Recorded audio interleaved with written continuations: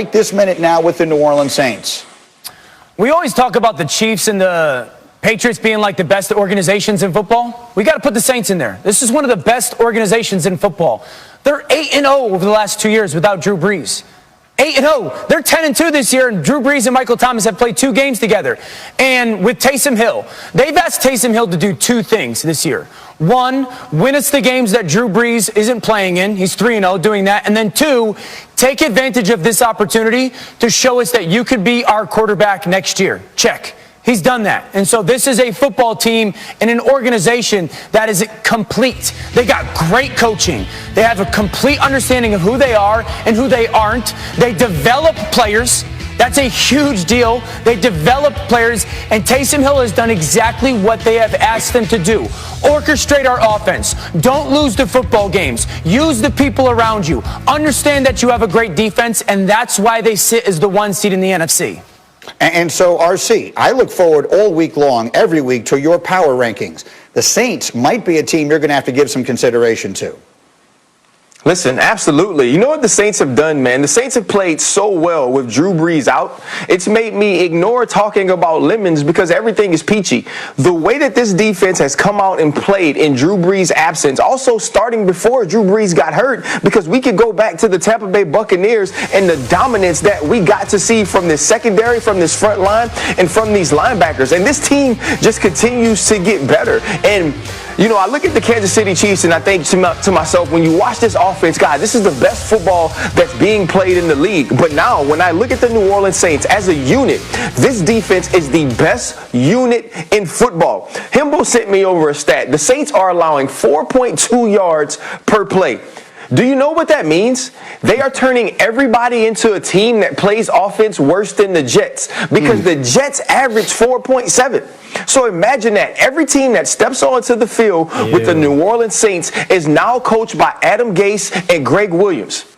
That's a team you want to play for, because that's the type of offenses you want to play against. And the New Orleans Saints have set themselves up to not only be the best team in the NFC, they may be the best team in the NFL. It's a very strong point, and I'm sorry I blacked out for a brief moment while you were saying that, the way you brought it up. But, Rex, let me just come to you on this thought. Saints look extraordinarily dangerous in that NFC. But if Taysom Hill is their quarterback, because the injuries Drew Brees is coming back from are serious injuries. They say he's on pace to come back week 14.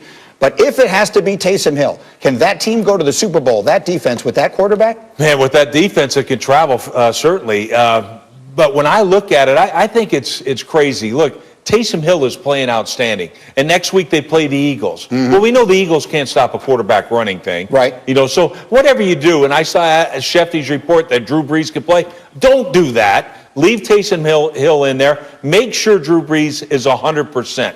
But, Greeny, with this defense, I'm going to tell you, Ryan Clark and I have been part of some unbelievable defenses. What I saw, that play that we had with Todd Gurley running, okay, you saw the first guy miss, the second guy missed, the third guy missed, and Demario Davis cleaned it up for a 6-yard loss. That's pursuit, that's effort, that's everything you want to see out of dominating defense. Gives them a chance against anybody. Saints right now look awfully good. We'll take a short break. That play, what is your first reaction? Dumbest call I've ever seen. And been around the thing for 58 years, 30 years as a coach. That's the dumbest call ever. There's no other way of putting it. Look, and it's not like cover zero. There's a time and a place for cover zero. That dang sure ain't it. It's just stupid. It's just absolutely stupid. I mean, as you watch that there, they actually have a linebacker who it looks to me is spying the quarterback. Well, here's the other thing. They don't even know how to run a dang cover zero blitz. Number one, in a cover zero, and by no means do I mean this is ever appropriate to call it in that situation. But in a cover zero, number one, you'd rather be early than late, okay? And the other thing is you pressure rush. So they got a guy 10 yards back. He ain't pressure rushing. That's why Derek Carr is able to step up. So not only was it the stupidest call ever, they don't even know how to run a dang cover zero blitz. And you wonder why they give up 400 yards a game. You wonder why this team hasn't won a game. And the thing I feel bad about is for every one of those kids that have been a laughingstock of the league. The Jets have been a laughingstock of this league. And for you to put those kids in that situation, to take the moment away from them, a win after all their hard work, that's just ridiculous. And look, Ryan and I differ in this. We both know Greg Williams, so I mean, his take on Greg is we all know this cat. He's the biggest ego. Look, I got a big ego.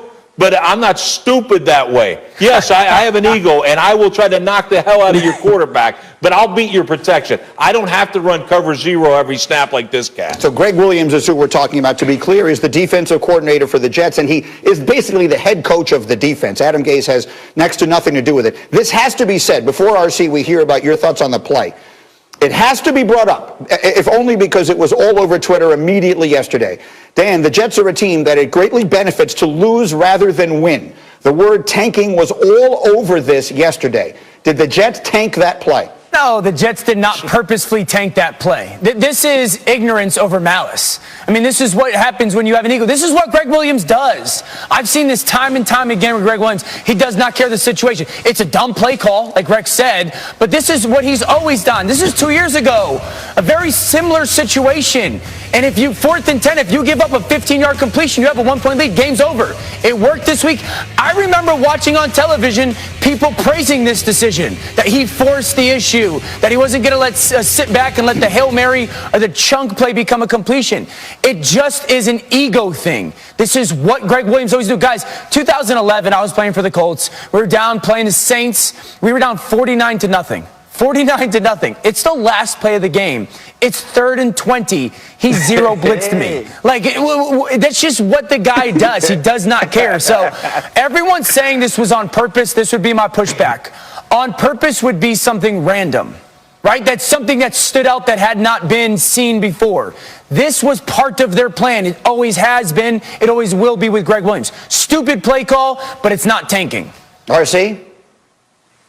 And listen, and Rex kind of mentioned it earlier, I really like Greg. If not for Greg Williams and this kind of personality and this type of attitude, a dude that was working for the Tiger Athletic Foundation in 2004 on July 28th and then picked up by Washington on July 29th doesn't become the starting free safety next to Sean Taylor in week 4. But because he doesn't care, because it's just like, you know what, I'm going to play and do the things that I like, this is kind of what you get.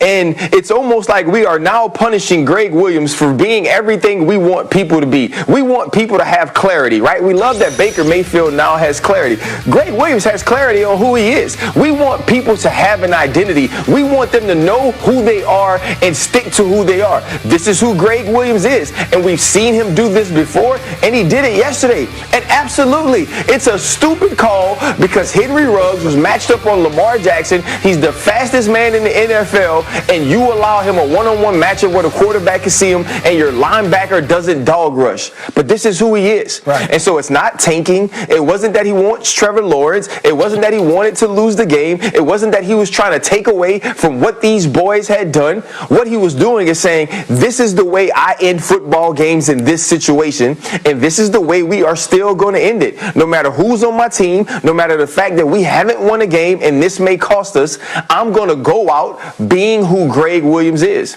And it just didn't work.